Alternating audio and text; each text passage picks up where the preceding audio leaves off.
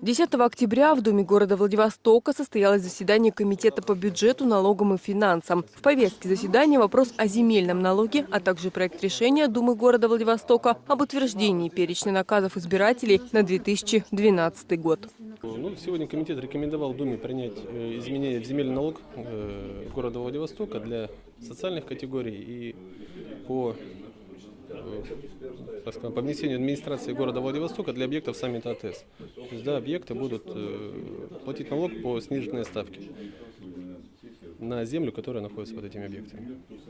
Нормальная работа, нормальное решение для того, чтобы город рос, развивался, и в нем было интересно и удобно строить, комфортно. В одной из статей наказа избирателей все не учесть. И на сегодня, да, рекомендовано в Думе к принятию перечня наказов избирателей. Я, например, знаю, что по моему округу очень много делается в рамках плана работ управления по благоустройству, по содержанию жилищного фонда и так далее. Значит, было наказов 213.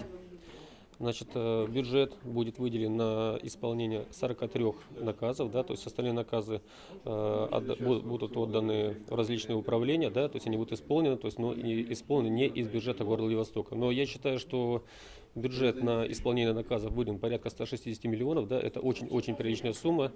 Я считаю, что это будет правильно, да, то есть как бы делать наказы избирательные их от нуля и до конца, да, то есть выполнять их в полном объеме, да, а не частично, как это у нас бывают многие вещи. Вот приоритеты выбора наказов, то есть нам администрация объяснила, я с ними полностью согласен. Поэтому вот такая ситуация. То есть мы комитетом одобрили, да, то есть вынесли на Думу. То есть, естественно, будут там на самом заседании какие-то споры еще будут, но на сессии все будет видно.